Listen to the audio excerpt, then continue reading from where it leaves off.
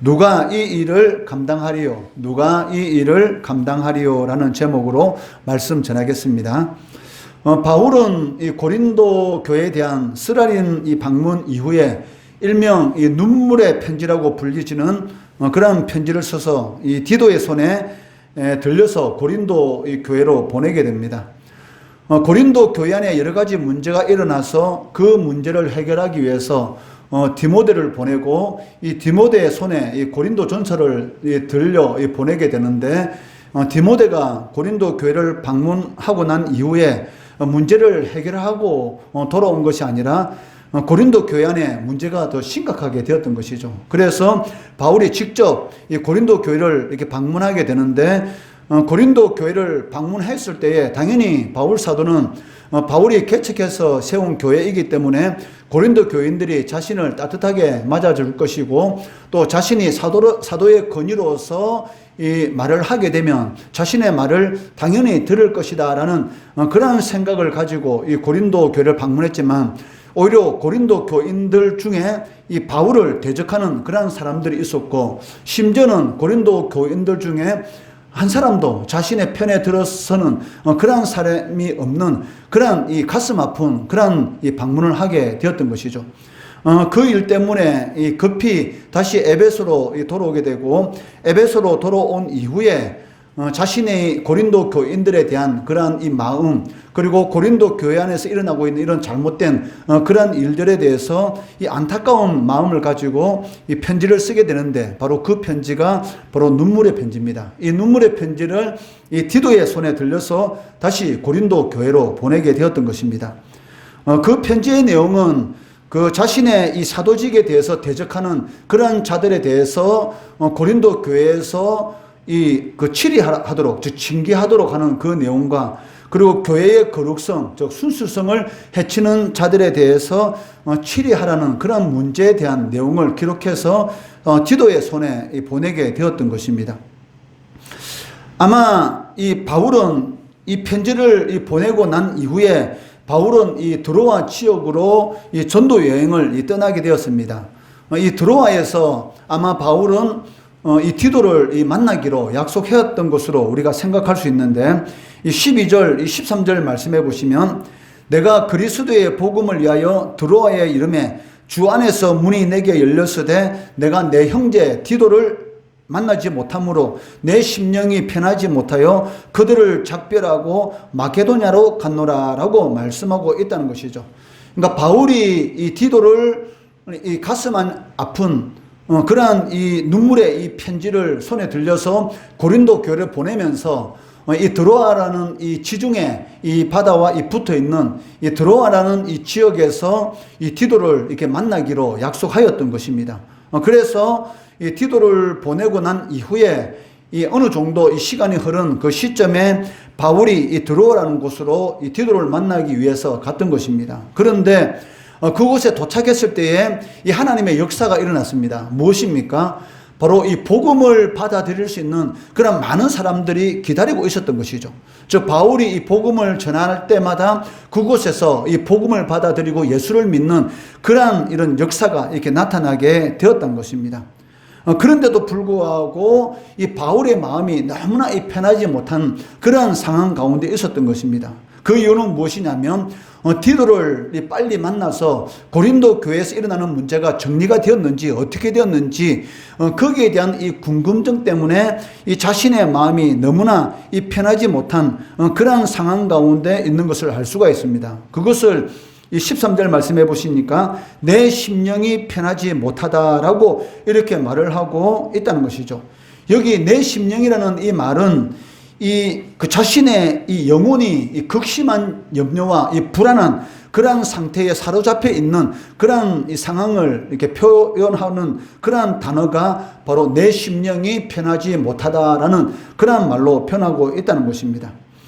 이것을 통해서 우리가 무엇을 알 수 있습니까? 바울이 이 고린도 교회를 얼마나 사랑하고 있는지, 즉 바울이 고린도 교인들에 대해서 얼마나 관심을 가지고 있고 이들이 말씀에서 벗어난 그러한 이 길을 가고 있는 것에 대해서 얼마나 걱정하고 염려하고 있는 것인지를 우리는 잘 알고 있다는 것입니다.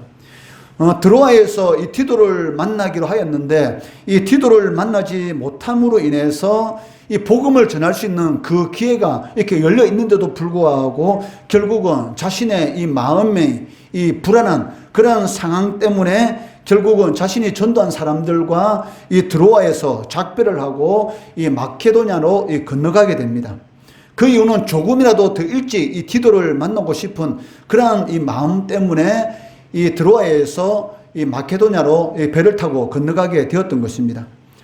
그런데 이 14절 말씀해 보시면 이 바울의 염려와 이 불안, 이 고린도 교회가 어떻게 되었을까? 문제가 해결되었을까? 아니면 문제가 더 좋지 않은 방향으로 그 문제가 더 심히 악화되었을까라는 이런 불안과 이 염려의 그러한 상태가 있었는데 이 14절 말씀해 보면은 이러한 마음의 상태와는 전혀 다른 그러한 이 염려와 이 불안이 완전히 사라진 그러한 이 말을 하는 것을 볼 수가 있습니다. 이 14절 말씀해 보시면 항상 우리를 그리스도 안에서 이기게 하시고 우리로 말미암아 각처에서 그리스도를 아는 냄새를 나타내시는 하나님께 감사하노라라고 말씀하고 있다는 것입니다. 지금까지는 염려와 이 불안으로 사로잡혀 있었는데 이 불안과 염려로 사로잡혀 있는 그러한 모습과는 완전히 다른 그러한 이 자신의 이 사도직에 대해서 자신이 복음을 전하는 그러한 이 사도의 직분을 가지고 있는 것에 대한 그러한 것에 대해서 하나님 앞에 감사하는 그러한 이 모습을 볼 수가 있다는 것이죠.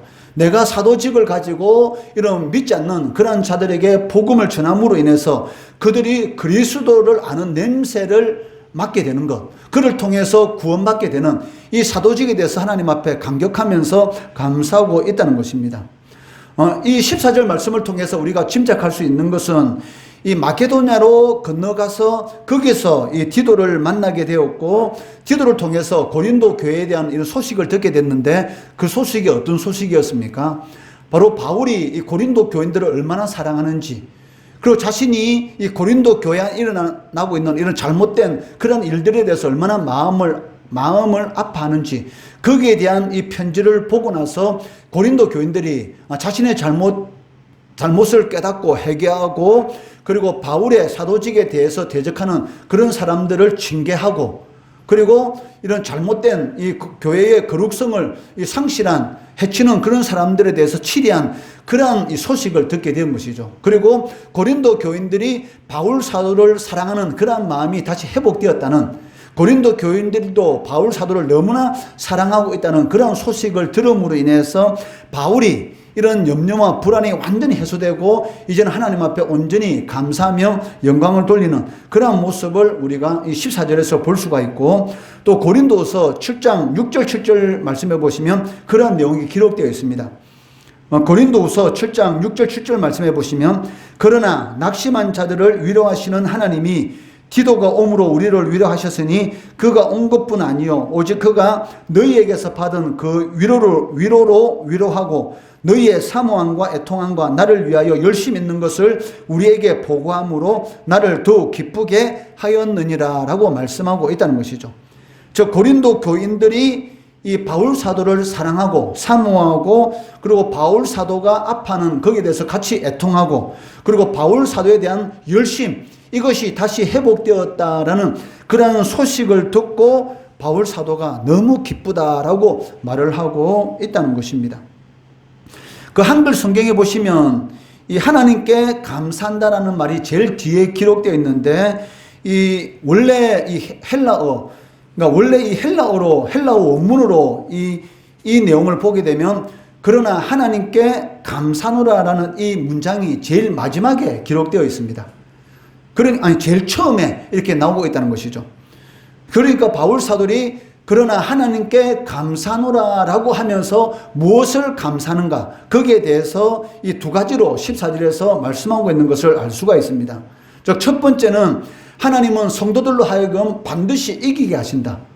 즉 성도들이 어떤 상황 가운데 처하더라도 반드시 이 결과적으로는 이기게 하신다라고 말씀하고 있습니다.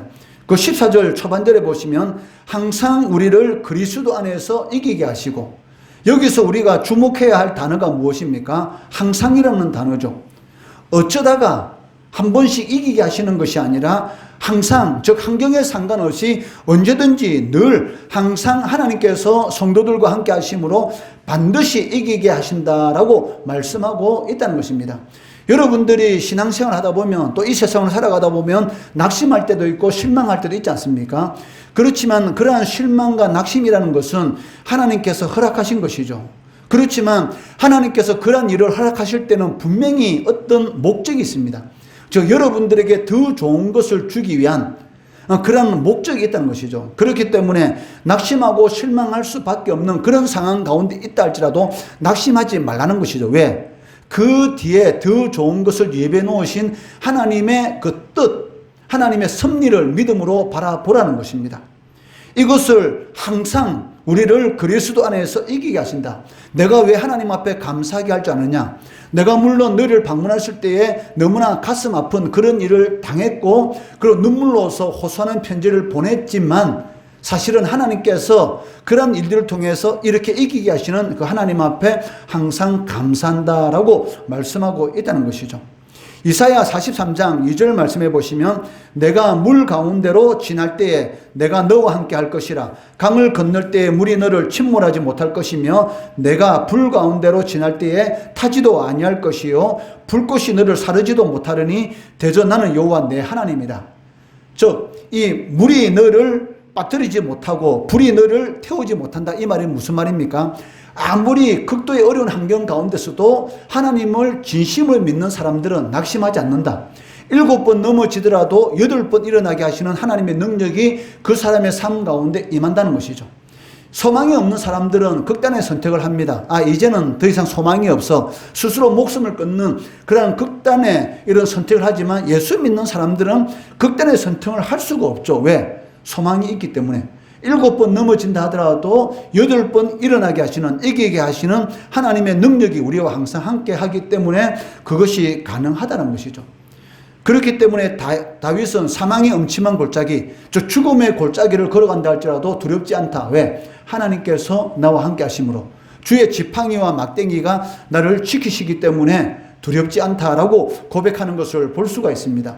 왜 다윗이 주의 막대기와 지팡이라는 말을, 그 주의 막대기와 지팡이가 나를 안위하신다, 나를 위로하신다, 나를 안전하게 하시고 나를 위로하신다라고 왜 그러한 이 단어를 사용하겠습니까? 다윗의 직업이 무엇이었습니까? 목동이었잖아요. 8번째 제일 막내로서 형들이 하기 싫어한 그러한 일, 양치는 그러한 일을 했습니다. 그 양치기들은 손에 항상 이 지팡이를 가지고 있죠. 왜? 그 지팡이를 가지고 맹수가 양을 잡아 물려가려면 그 지팡이로서 이 양을 지키고 또 이 엉뚱한 길로 가는 그 양을 보면 어떻습니까? 그 지팡이로 툭툭 찌르면서 똑바로 가라고 이렇게 경고하는 것이죠. 그렇기 때문에 이 목자가 가지고 있는, 목동이 가지고 있는 지팡이, 이런 막대기는 무엇입니까? 지켜주는 것이죠. 이것을 다윗은 너무 잘 알고 있기 때문에 바로 하나님께서 주의 지팡이와 막대기로서 나를 지켜주시기 때문에 어떤 상황 가운데 있을지라도 죽음의 골짜기 같은 그러한 길을 걸어간다 할지라도 두렵지 않다는 것이죠. 왜? 하나님이 지켜주시는데 뭐가 두려워? 이러한 믿음이 있었기 때문에 다윗은 이 사울 왕으로부터 10년 이상 그 좁은 땅덩이를 가운데 쫓겨다니는 그러한 위기 상황 가운데 있을지라도 어떻습니까? 하나님께서 직접 보호해 주시고 결국은 10년이 지난 이후에 바로 이 이스라엘의 왕으로 세우시는 것을 볼 수가 있습니다. 동쪽으로 잡으러 오면 하나님께서는 서쪽으로 피하게 하시고 또 다윗이 남쪽에 있다는 소리 듣고 남쪽으로 잡으러 오면 하나님께서 다윗을 북쪽으로 피하게 해주시는 그 좁은 땅덩이 가운데서 이 사울이 군대를 끌고 잡으러 올 때마다 다른 곳으로 피하게 해주시는, 지켜주시는 그 하나님의 은혜와 능력을 이 다윗은 체험을 했습니다. 그렇기 때문에 이러한 시편의 고백을 통해서 하나님을 찬양하는 것을 볼 수가 있는 것이죠. 예수 믿는 사람들은 어떤 상황 가운데 있을지라도 소망이 있습니다. 왜? 하나님께서 해결해 주신다. 문제를 만드신 분이 누구십니까? 하나님이시죠. 그러면 그 문제를 해결하신 분이 누구십니까? 하나님이시죠. 그러니까 하나님만 바라보면 하나님께서는 반드시 그 문제를 해결해 주신다. 즉 이기게 해 주신다라고 바울 사도는 고백하고 있습니다. 하나님께서는 항상 늘 이기게 하십니다. 그런데 한 가지 조건이 있습니다. 그것이 무엇입니까? 여러분들이 그리스도 안에 있을 때, 저 14절 말씀해 보시면 항상 우리를 이기게 하시는데 어디서? 그리스도 안에서. 그리스도 안에서 이기게 하신다. 여러분들이 말씀 안에 있을 때에, 하나님 안에 있을 때만이 항상 이기게 하시는 것이죠. 어떤 사람들은 어떤 문제가 생기면 시험에 들어서 이제 더 이상 교회 안 다녀. 아니, 교회 나오는 것하고 문제하고 무슨 상관이 있습니까? 그러니까 어떤 문제만 생기면 나 오늘 교회 안 갈 거야. 그러니까 문제가 해결이 안 되죠.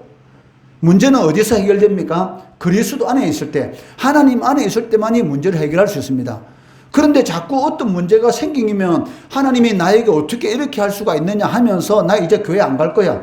교회에 나오는 것이 무슨 큰 벼슬처럼 하나님께서 불쌍히 여겨주셔서 영원히 지옥 형벌을 받을 수밖에 없는, 소망 없는 그런 삶을 살아갈 수밖에 없는 불쌍한 영혼을 구원해 주셨는데 그 은혜 하나만으로도 감사해야지. 어떤 문제 생기면 꼭 핑계를 뭐라고 됩니까? 나 이제 교회 안 갈 거야. 교회 안 가면 누구 손해입니까? 자기 손해죠. 왜? 문제는 어디서 해결됩니까? 바로 하나님 안에서, 그리스도 안에 있을 때만이 그 문제가 해결된다는 것이죠. 정말 불쌍한 인생은 어떤 인생입니까? 자신의 이익에 따라서 이 신앙생활 하는 사람들, 이런 사람만큼 가장 불행한 사람도 없습니다. 이 교회를 이렇게 하다 보면, 이 교회, 어느 교회에 몇 번 나오다가 하나님께서 은혜 베풀어 주실 수 있는 그런 기회를 주셨는데도 불구하고 자신의 뜻대로 되지 않는다고, 이 교회에 나는 이제 교회 안 나가겠다라고 생각하고 교회를 떠나는 사람들이 있는데, 그러한 사람만큼 불행한 사람도 없는 것이죠. 사실은 이 세상에서 누리는 것보다 더 중요한 것이 무엇입니까? 바로 구원의 은혜입니다. 천국의 삶이란 것이죠. 왜? 이 세상에서 여러분들이 잠시 즐겁게 누리는 것, 우리가 2박 3일로 이게 서울 비전 트립, 그리고 저녁에는 집회를 하고, 그리고 또 이 선교사, 이 양화진 선교사 묘원들 갈 것이고, 아마 여러분들 청와대도 아마 구경하게 될 것입니다. 그런 모든 이런 예약도 다 해놨는데, 그런 것들을 보게 됩니다. 그런데 이 청와대를 보고 또 선교사 묘원에 가는 것, 그리고 또 서울 시내를 한번 보는 것, 이런 것은 잠시 누리는 기쁨이지 않습니까? 그것은 이따가 없어지는 것입니다. 그렇지만 천국의 삶은 무엇입니까? 영원한 것이죠. 그런데 잠시 누리는 것, 그 못 누린다고 하나님께 주신 그 기회, 그 육신의 욕심 때문에 그 기회를 놓치는 것만큼 어리석은 그런 인생도 없다라고 말을 할 수가 있다는 것이죠. 그렇기 때문에 어떤 상황이 일어난다 할지라도 문제는 어디서 해결해야 됩니까? 그리스도 안에서, 하나님 안에서 문제를 해결해야 한다는 것이죠. 그래서 바울 사도는 이런 단호히 말을 합니다. 항상 어디 안에서 이기게 하신다? 그리스도 안에서, 즉 하나님 안에서만이 문제가 해결된다. 현명한 성도, 똑똑한 성도는 어떤 성도냐? 어떤 일이 있더라도 하나님을 붙드는 사람, 옷깃이라도 하나님 옷깃을 붙드는 사람이 하나님의 은혜를 받고 하나님의 능력을 받습니다. 11년 동안 혈루병에 걸려서 고통받는 여인, 이 혈루병, 자신이 가지고 있는 돈을 가지고 이 유명하다는 모든 의사를 다 찾아갔지만은 병을 고치지 못했어요. 이제는 소망이 없다. 이제는 사람들 사이도 가지도 못하고, 왜? 끊임없이 몸에서 피가 나니까. 이 피라는 것은 부정적인 것이기 때문에 유대 사회에서 그러한 여인들은 사람이 가까이 갈 수가 없습니다. 이제는 나에게 소망이 없다라는 그런 마음, 자신이 가지고 있는 돈도 다 이제는 다 잃어버리고 의사들 앞에 돈을 다 갖다 바쳤지만 병도 고치지 못하고 이제는 소망이 없을 때에 예수님이 자기가 사는 동네에 온다는 소식을 듣고, 사람들이 모인 곳에 가면 안 되지만 사람들이 자기한테 침을 뱉더라도 나는 예수님을 찾아가겠다 해가지고 그 많은 군중사를 뚫고 예수님 옷깃을 딱 붙들었는데, 그 옷깃 붙드는 그 자체가 능력이 나타나서 그 12년 동안 명의도 고치지 못한 그 혈병이 단숨에 낫게 되었던 것이죠. 예수님께서 나의 병을 고쳐줄 것이라는 그 믿음으로 옷자락만 딱 붙들었어요. 옷자락만 딱 붙들었는데 그 혈병이 나았다는 것입니다. 그렇기 때문에 어떤 문제라도 하나님 안에만, 하나님만 붙들고 있으면 반드시 해결됩니다. 그런데 하나님 밖에서 문제를 해결한다? 절대로 해결이 안 되죠. 왜? 문제라는 것은 하나님과 인간과의 관계가 파괴되었을 때 문제가 생겼기 때문입니다. 그러면 하나님 안에만 있으면 당연히 관계가 회복되면 당연히 문제는 해결된다는 것이죠. 그런데 어리석은 성도들은 꼭 문제 생기면 나 이제 교회 안 가 하면서 며칠 동안 잠수 타요. 그러다가 더 힘드니까 이제 교회에 또 나오는 거야. 그러니까 문제가 해결이 안 돼. 문제 생기면 바로 교회 나와서 하나님 앞에 기도해야 되죠. 문제 생기면 하나님 앞에 소리쳐야 되는 것이고 하나님 앞에 눈물로 울고 불고 기도해야 하는 것입니다. 그러면 반드시 문제는 해결됩니다. 왜? 그리스도 안에서 우리를 이기게 하시기 때문입니다. 예수님께서도 요한복음 15장 5절 말씀해 보시면 뭐라고 말씀합니까? 나는 포도나무요 너희는 가지라. 그가 내 안에 내가 그 안에 거하면 사람이 열매를 많이 맺나니 나를 떠나서는 너희가 아무것도 할 수 없습니다. 즉 예수 안에 있는 사람들만이 모든 것을 할 수 있는 것이지 예수 밖에 예수 떠나서는 아무것도 할 수 없다. 분명히 하나님이신 예수님께서 말씀하셨습니다. 예수 떠나서는 나를 떠나서는 너희가 아무것도 할 수 없다. 아무 열매도 없다. 즉 영원한 열매를 맺을 수 없다. 생명의 능력을 체험할 수 없다라고 말씀하고 있다는 것입니다. 이는 성도가 그리스도 안에 있을 때만이 열매를 많이 맺을 수가 있고 이김의 삶, 승리의 삶을 걸어갈 수 있다는 것입니다. 둘째는 하나님이 성도로 하여금 그리스도를 아는 냄새를 나타내기 때문에 나는 하나님 앞에 감사하노라라고 말씀하고 있습니다. 14절 말씀해 보시면 각 처에서 그리스도를 아는 냄새를 나타내시는 하나님께 감사하노라. 즉 그리스도를 아는 냄새를 나타내시는 하나님께 나는 감사한다라고 말씀하고 있다는 것입니다. 그 14절에 그리스도를 아는 냄새는 그 15절 말씀해 보시면 그리스도의 향기라고 말씀하고 있습니다. 그 15절 말씀해 보시면 우리는 구원받는 자들에게나 망하는 자들에게나 하나님 앞에서 그리스도의 향기니, 즉 그리스도를 아는 냄새, 이것은 그리스도의 향기다라고 이렇게 말을 하고 있는데, 이스라엘 백성들이 하나님 앞에 이 번제 제물을 드릴 때에 하나님이 기뻐 받으시는 이런 향기가 이렇게 올라가는 것처럼 성도들의 입으로 전해지는 그러한 복음, 즉 구원의 말씀, 이것이 바로 그리스도의 향기다라고 말씀하고 있다는 것입니다. 이러한 그리스도의 향기, 여러분들이 예수를 전할 때마다 그리스도의 향기가 여러분에게서 나타나게 된다는 것이죠. 여러분이 입을 딱 다물고 있으면 여러분에게서는 그리스도의 능력, 그리스도의 향기가 나오지 않습니다. 여러분이 예수 믿는 사람으로서 학교에서나 어디에 있든지 나는 예수 믿는 사람이다라고 담대히 선포하고 자신의 신분을 나타내고, 그리고 예수에 대해서 여러분들이 자랑하게 되면 여러분의 입을 통해서 그리스도의 향기가 나타내는데, 이 그리스도의 향기가 나타날 때마다 두 가지의 효력이 나타나게 됩니다. 그 16절 말씀해 보시면 이 사람에게는 사망으로부터 사망에 이르는 냄새요, 저 사람에게는 생명으로부터 생명에 이르는 냄새라. 누가 이 일을 감당하리요? 이게 무슨 말입니까? 여러분들의 입으로 그리스도의 향기, 즉 예수를 전하게 되면 예수를 받아들이는 사람에게 있어서는 어떤 향기로 나타나게 됩니까? 바로 생명에 이르는, 영원한 생명을 깨닫게 하는 그런 냄새로서 나타나게 되는 것이고, 여러분이 전하는 그 복음을 거부하는 그런 자들에게는 어떤 냄새로 나타납니까? 영원한 사망의 냄새, 즉 영원한 죽음의 냄새로서 나타난다는 것이죠. 즉 그러니까 두 가지 혈액이 나타나는 것을 볼 수가 있습니다. 여러분이 복음을 전하게 되면 어떤 사람에게는 생명으로 나타나는 것이고 어떤 사람에게는 사망으로 나타나게 되는 것이죠. 즉 하나님의 심판으로. 왜? 거부하였기 때문에. 분명히 여러분들은 복음을 전했습니다. 즉 예수 믿어야지만이 구원을 받습니다라는 이런 복음, 기쁜 소식을 전했는데 어떤 사람은 그 복음을 기쁘게 받아들임으로 인해서 영원한 생명에 이르는 그런 냄새로 나타나게 되는 것이고, 어떤 사람은 거부하지 않습니까? 거부했다는 것은 무엇입니까? 바로 이미 사망에 임했다. 왜? 자신이 거부했기 때문에. 그러니까 여러분들이 복음을 전함으로 인해서 그 사람에게는 이 심판이 임하게 되는데, 받아들이게 되면 무엇으로? 생명의 심판으로. 받아들이지 않으면 사망의 심판으로 그 사람이 임하게 된다는 것이죠. 그러니까 여러분들에게 얼마나 이런 무시무시한 그런 사명이 주어졌는지를 여러분이 알아야 되는 것이죠. 여러분에게는 어마어마한 권세가 여러분에게 주어져 있습니다. 왜? 어떤 사람에게는 무엇이 주어집니까? 생명이, 영원한 생명이 주어지게 되는 것이고, 어떤 사람에게는 영원한 사망이 주어지는 것이죠. 그러한 능력이 누구에게? 바로 여러분에게 있다는 것입니다. 여러분의 이 복음에 의해서 어떤 사람에게는 영원한 생명으로 주어지게 되는 것이고 어떤 사람에게는 영원한 사망으로 주어지게 되는 건데, 이것을 소열문답 31문에서는 효력 있는 부르심, 효력 있는 부르심, 즉 여러분이 복음을 전함으로 인해서 어떤 사람에게는 효력이 나타나는 것이고 어떤 사람에게는 전혀 효력이 없는 그러한 것으로 나타나는 것이죠.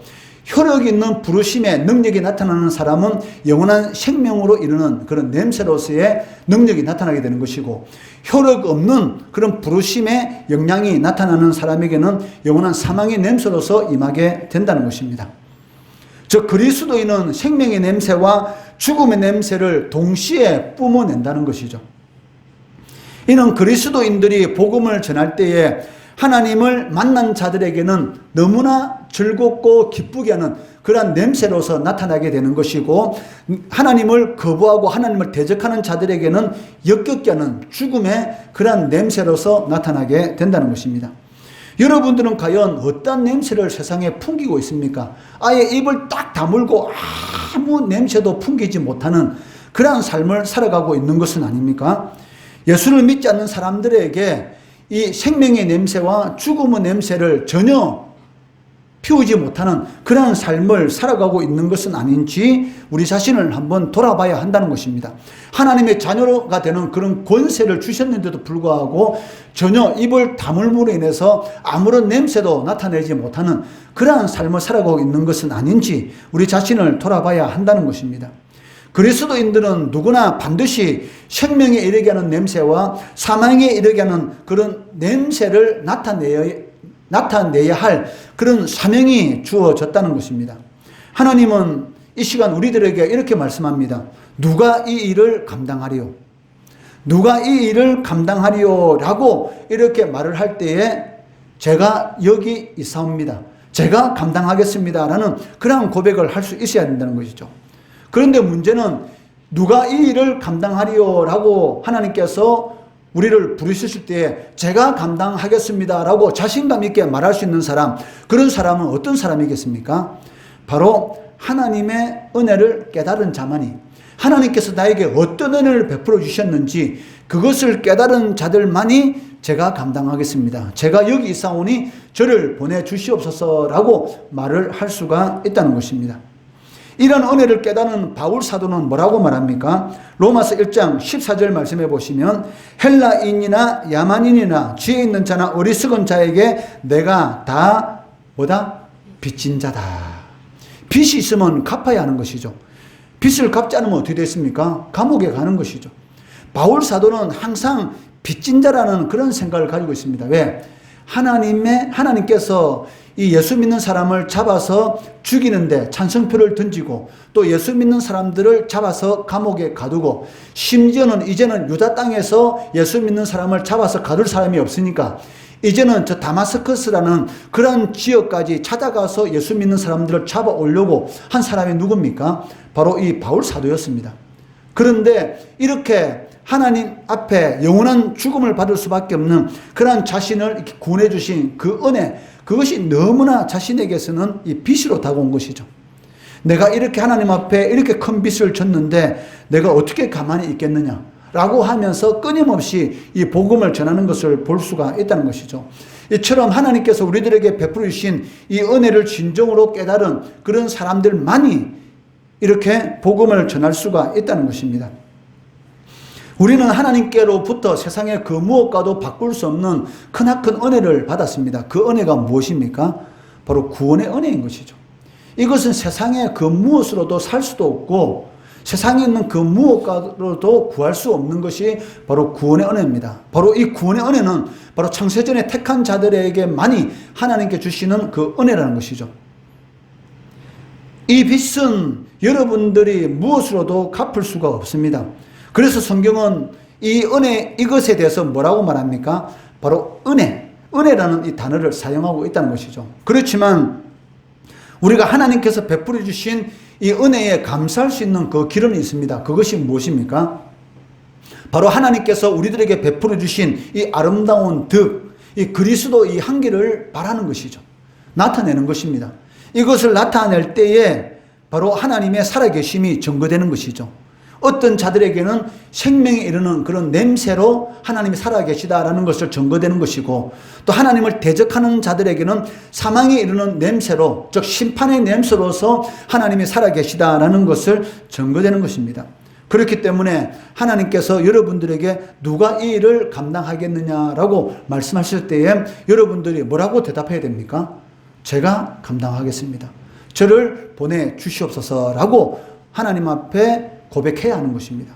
그러한 자들만이 하나님의 은혜를 진정으로 깨달은 자들이고, 이런 이 사명, 즉 제가 감당하겠습니다, 저를 보내주시옵소서라고 고백하는 그러한 자들에게 하나님께서는 감당할 수 있는 은혜 그리고 능력을 주신다는 것이죠. 이것이 바로 생명의 능력을 체험할 수 있는, 바로 성도로서의 능력을 체험할 수 있는 그런 길이한 것입니다.